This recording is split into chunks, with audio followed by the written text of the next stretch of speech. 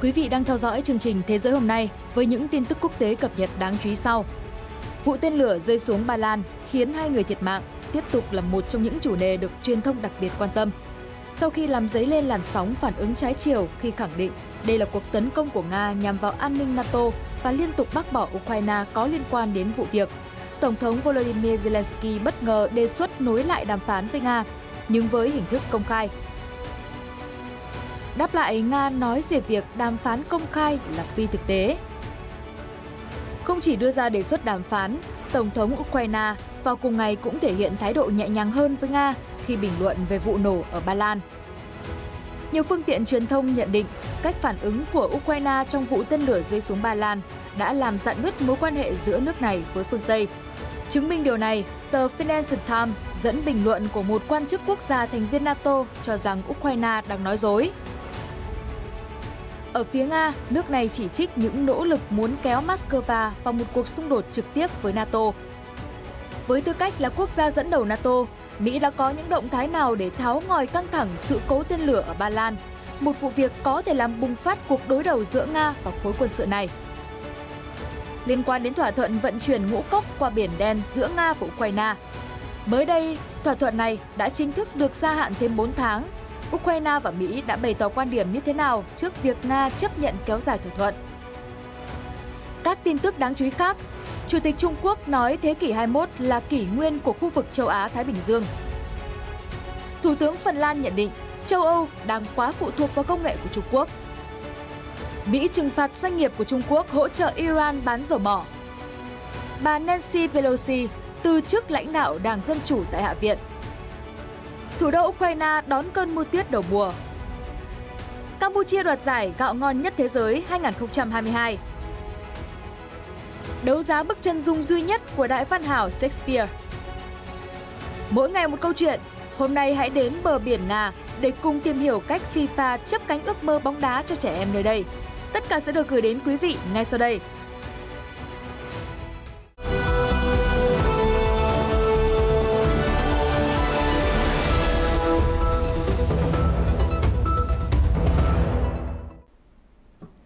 Chào mừng quý vị đã đến với chương trình Thế giới hôm nay ngày 18 tháng 11. Thưa quý vị, chỉ vài ngày qua, cộng đồng quốc tế đã dậy sóng trước vụ tên lửa bay lạc sang khu vực biên giới Ba Lan, giáp với Ukraine, gây nổ lớn khiến 2 người thiệt mạng. Tổng thống Ukraine Volodymyr Zelensky đã đưa ra những tuyên bố mạnh mẽ cáo buộc đó là một vụ tấn công của Nga nhằm vào an ninh NATO và kêu gọi phương Tây phải hành động. Ngay cả khi chính quyền Warsaw và NATO đều nhận định vụ nổ có thể do tên lửa phòng không của Ukraine gây ra. Điều này đã khiến nhà lãnh đạo Ukraine nhận lại những phản ứng trái chiều từ dư luận và cả các quốc gia đồng minh. Trái ngược thái độ cứng rắn dành cho Nga trong thời gian qua, mới đây Tổng thống Zelensky đã bất ngờ phát tín hiệu nối lại đàm phán với Nga.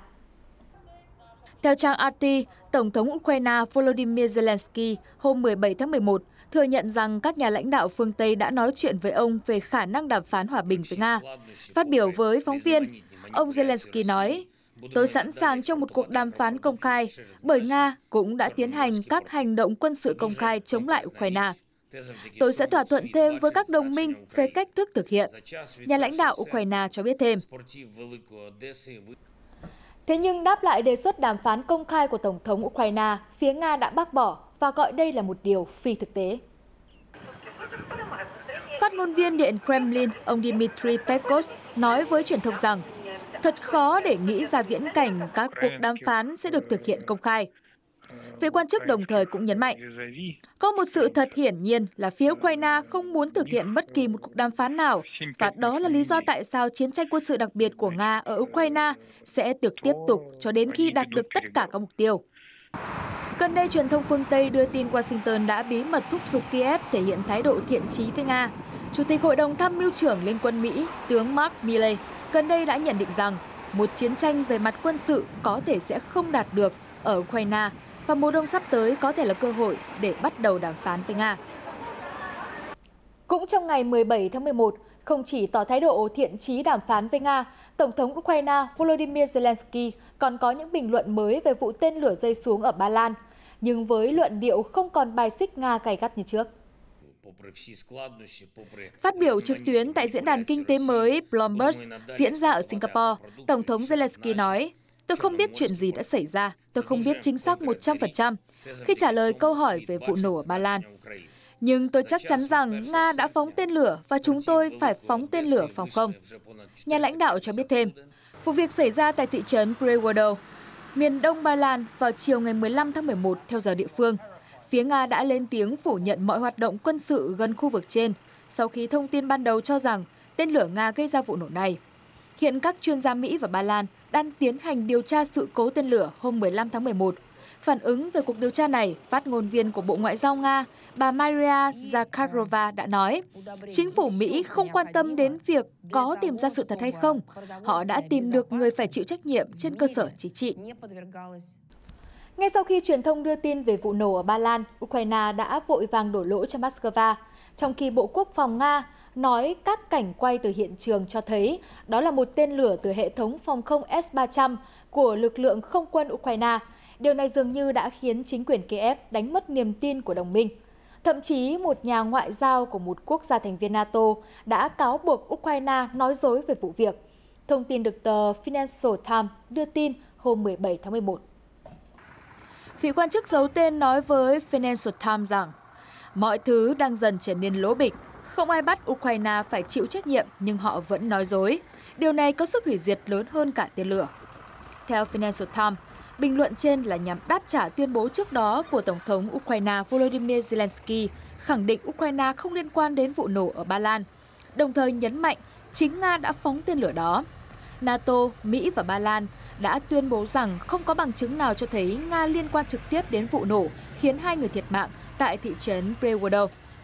Tổng thống Ba Lan Andrzej Duda nói tên lửa gây ra vụ việc nhiều khả năng là của Ukraine, một nhận định mà được cả Tổng thư ký NATO Jens Stoltenberg và Bộ trưởng Mỹ Lloyd Austin tán thành. Trong khi đó, đại diện thường trực của Nga tại Liên Hợp Quốc, ông Vasily Nebenzia cho rằng những phản ứng của Ba Lan và Ukraine về vụ nổ chết người ở biên giới hai nước này là nhằm gây ra cuộc xung đột trực tiếp giữa Nga và NATO. Phát biểu tại phiên họp của Hội đồng Bảo an Liên Hợp Quốc hôm 17 tháng 11, Đại sứ Nebenzia đã chỉ trích các nhà lãnh đạo của Ba Lan và Ukraine về những tuyên bố vô trách nhiệm liên quan đến vụ tên lửa rơi khiến 2 người thiệt mạng. Nhà ngoại giao nhắc đến lời khẳng định của Tổng thống Ukraine Zelensky cho rằng đó là một cuộc tấn công của Nga. Đây là một nỗ lực có chủ đích nhằm lôi kéo NATO đối đầu trực tiếp với đất nước của chúng tôi. Ông Nebenzia nêu rõ. Theo nhà ngoại giao, phản ứng của chính quyền Warsaw về vụ nổ cũng tương tự Ukraine, vì ban đầu họ nói rằng tên lửa Nga là nguyên nhân gây ra sự việc. Nếu không có các hình ảnh ghi lại tại hiện trường, tất cả sự thật đã bị che giấu và Nga sẽ trở thành bên có tội, Đại sứ Nga nhấn mạnh. Hôm qua ngày 17 tháng 11, CNN đã đăng tải một bài viết nêu rõ những nỗ lực của chính quyền Tổng thống Mỹ Joe Biden nhằm tháo ngòi căng thẳng liên quan đến sự cố gây chết người ở Ba Lan. Vụ việc có khả năng làm bùng phát cuộc xung đột trực tiếp giữa Nga và NATO. Theo CNN, khi tên lửa rơi xuống thị trấn Prewodo của Ba Lan, lúc đó là vào nửa đêm theo giờ Indonesia, nơi các nhà lãnh đạo đang tham dự hội nghị G20. Tổng thống Mỹ Joe Biden đã được các phụ tá đánh thức để thông báo tin khẩn. Đến 5 giờ 30 phút, Tổng thống Biden đã nói chuyện với người đồng cấp Ba Lan Andrzej Duda nhằm làm rõ nơi tên lửa được bắn đi. Bởi nếu nó xuất phát từ Nga, đây sẽ trở thành ngòi châm cho cuộc xung đột trực tiếp giữa Nga và NATO. Sau khi xem xét thông tin do Ba Lan cung cấp và hình ảnh vệ tinh, các quan chức Mỹ xác định tên lửa rơi xuống Ba Lan nhiều khả năng là do năng lượng phòng không Ukraine khai hỏa. Tổng thống Biden đã giải tỏa phần nào tình hình căng thẳng khi nói với phóng viên rằng vụ nổ ở Ba Lan ít có khả năng là do tên lửa Nga. Dù vậy, sự việc tại thị trấn Prewodo đã tạo ra rạn nứt trong mối quan hệ đồng minh giữa phương Tây và Ukraine, CNN nhận định. Theo CNN, Tổng thống Mỹ Joe Biden đã không nói chuyện với người đồng cấp Ukraine Volodymyr Zelensky về sự cố tên lửa ở Ba Lan. Thay vào đó, Cố vấn an ninh quốc gia Jake Sullivan đã có cuộc gọi với văn phòng Tổng thống Zelensky, kêu gọi quan chức Ukraine cẩn trọng hơn trong cách đề cập đến sự việc sau khi Kiev cáo buộc Moscow tấn công Ba Lan. Trong khi đó, các quan chức Ba Lan đã thất vọng khi Tổng thống Zelensky tiếp tục khẳng định tên lửa rơi xuống Ba Lan không phải của Ukraine. Giữa lúc vụ nổ ở Ba Lan chưa có hồi kết, mới đây phía Nga đã cho biết đại sứ quán nước này tại Ba Lan đã bị tấn công bởi những đối tượng không rõ danh tính, thông tin được trang RT đăng tải hôm 17 tháng 11. Dẫn lời của Phó Phát ngôn viên Bộ Ngoại giao Nga Ivan Nechev, trang RT cho biết các cá nhân lạ mặt đã ném pháo sáng và bom xăng qua hàng rào của đại sứ quán nước này tại Warsaw vào đêm ngày 11 tháng 11, rạng sáng ngày 12 tháng 11. Nhà ngoại giao nêu rõ, vào thời điểm đó, cảnh sát Ba Lan rất thụ động và không có bất kỳ một nỗ lực nào để ngăn chặn hay bắt giữ những kẻ phạm tội.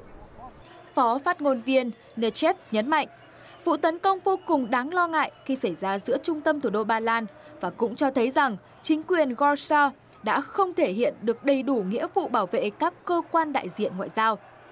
Do đó, ông kêu gọi Ba Lan đảm bảo an ninh cho cơ quan ngoại giao, lãnh sự của Nga ở nước này, cũng như tiến hành điều tra làm rõ vụ việc. Hồi tháng 2, ngay sau khi Nga triển khai chiến dịch quân sự đặc biệt ở Ukraine, Đại sứ quán Nga tại Warsaw đã bị tạt sơn đỏ và ném đá, khiến một số cửa kính bị vỡ.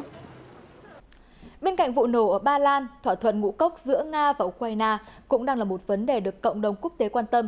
Vì nếu thỏa thuận này đổ vỡ, sẽ trở thành một mối lo ngại lớn đối với an ninh lương thực toàn cầu, bởi Nga hay Ukraine đều là những nhà cung cấp nông sản hàng đầu thế giới.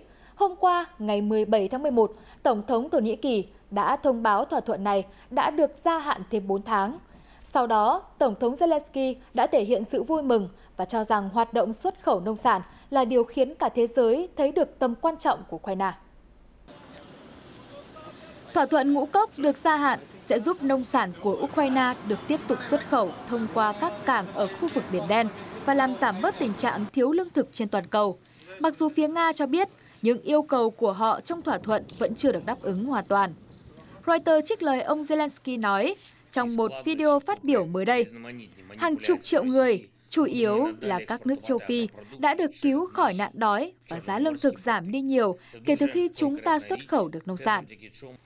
Nhà lãnh đạo Ukraine nói thêm, kể từ ngày 1 tháng 8, hơn 450 tàu đã chở 11 triệu tấn ngũ cốc của Ukraine và các loại thực phẩm khác đi khắp thế giới. Trong khi đó, phía Mỹ cũng bày tỏ quan điểm sau khi thỏa thuận ngũ cốc giữa Nga và Ukraine được gia hạn.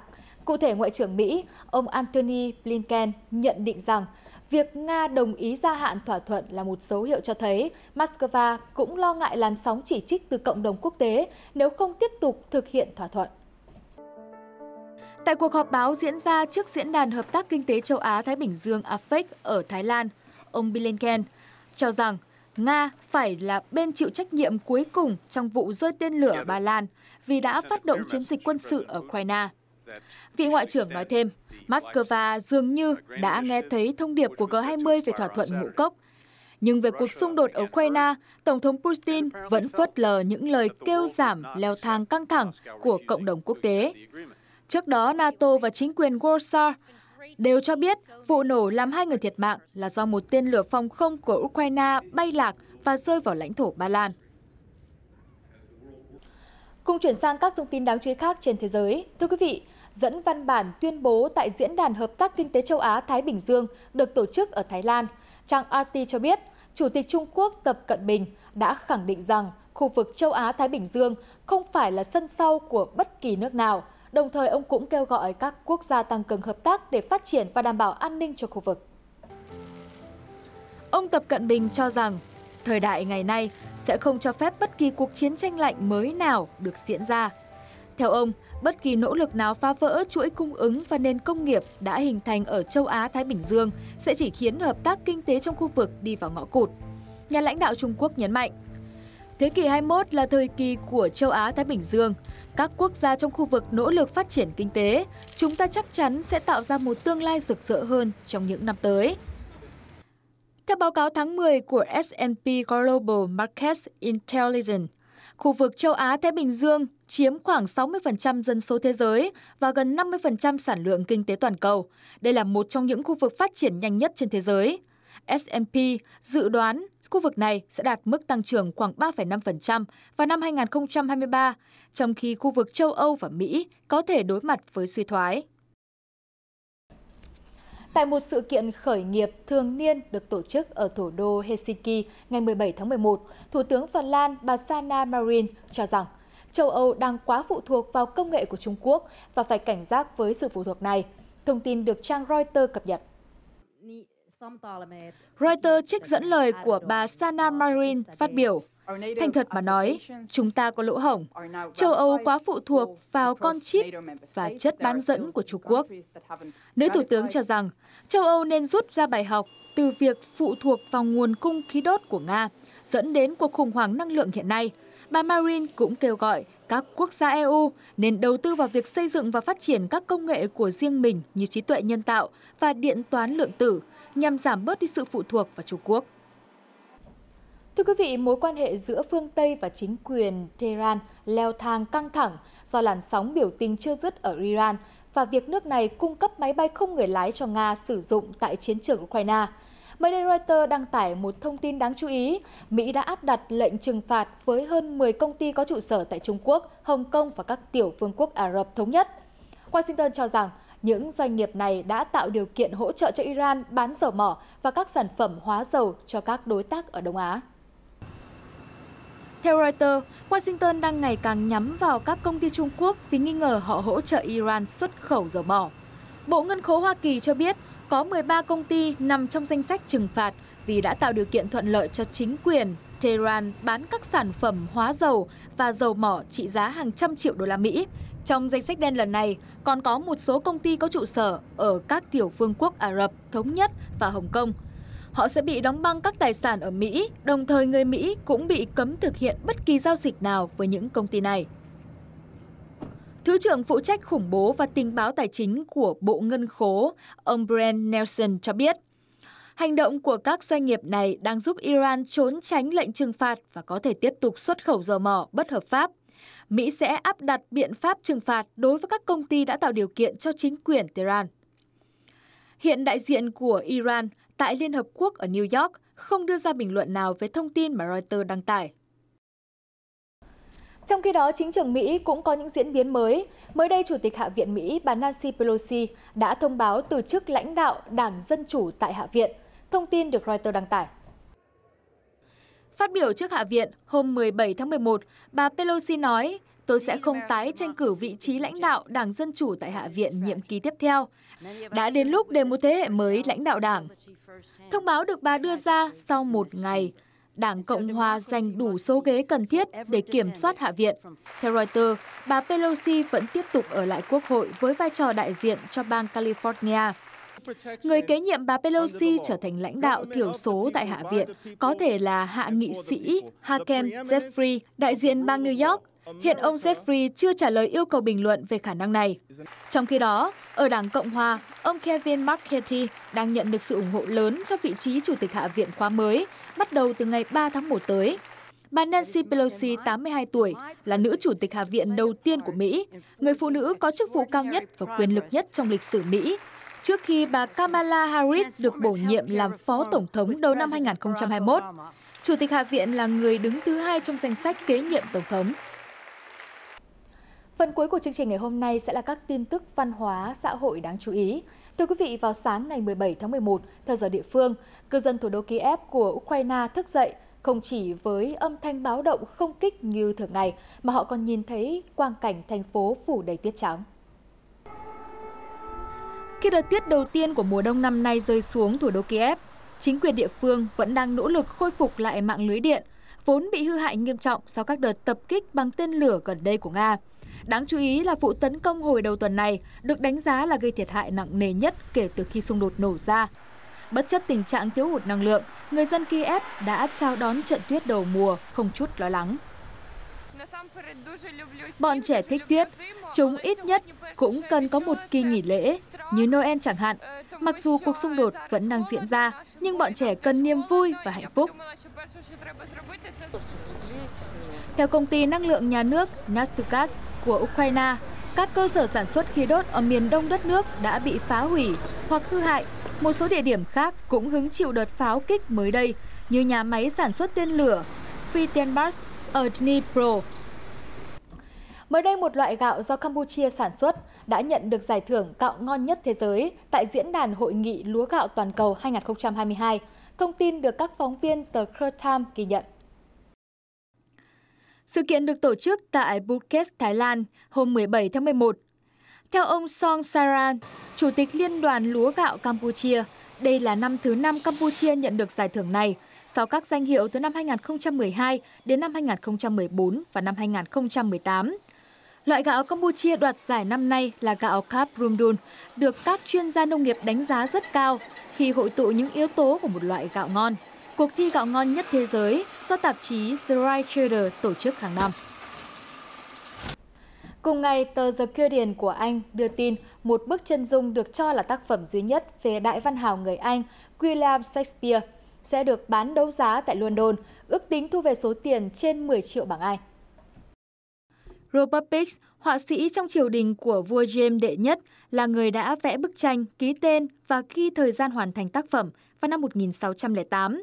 Bức chân dung hiện thuộc sở hữu tư nhân và đang được trưng bày ở khách sạn Grosvenor House, phía tây London. Bức tranh được vẽ khi đại văn hào Shakespeare đã bước sang tuổi 44. Thời điểm này, ông đã là một trong những nghệ sĩ hàng đầu của phong trào phục hưng Anh và được triều đình trọng dụng. Shakespeare và Pick cũng có mối giao hảo. Vị họa sĩ được giao nhiệm vụ vẽ chân dung hoàng gia và các thành viên cao cấp trong triều.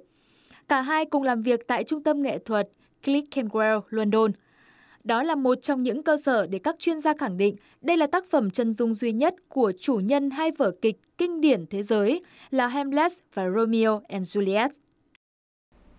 Thưa quý vị, khi đội tuyển bờ biển Nga chuẩn bị tranh tài tại vòng chung kết FIFA World Cup Qatar, thì ở quê nhà Abadian, những em học sinh cũng tiến gần đến ước mơ được khoác lên mình màu áo đội tuyển quốc gia trong một ngày không xa, thông qua chương trình đào tạo bóng đá của FIFA UNESCO.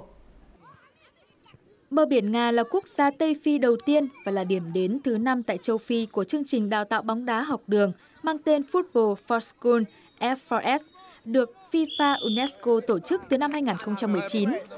Từng đường truyền, từng cú sút của các em học sinh tại Abidjan đều được các chuyên gia, huấn luyện viên FIFA theo dõi và hướng dẫn tận tình. Việc tiếp cận bóng đá một cách bài bản còn giúp các em học sinh và phụ huynh hiểu được tầm quan trọng của việc học, khi bất kỳ ngành nghề nào cũng cần có quá trình đào tạo chuyên nghiệp. Bóng đá cũng cần được phát triển qua từng cấp độ. Thông qua hoạt động này, chúng tôi muốn nêu bật lên tầm quan trọng của việc học đối với các em nhỏ. Nhiều phụ huynh vẫn có suy nghĩ cho con mình tập trung vào bóng đá, thứ có thể giúp các em đổi đời, mà lại bỏ qua việc học, nhưng mọi chuyện lại không diễn ra như vậy. UNESCO ước tính có khoảng 1/3 học sinh châu Phi và khu vực Sahara bỏ học trước tuổi 15 và khoảng 60% học sinh bỏ học khi đến tuổi trưởng thành.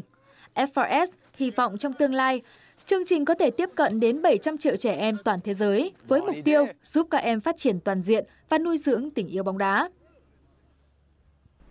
Và câu chuyện về niềm đam mê bóng đá của các em nhỏ ở bờ biển Nga vừa rồi cũng đã khép lại chương trình ngày hôm nay của chúng tôi. Cảm ơn quý vị đã quan tâm theo dõi. Xin kính chào và hẹn gặp lại.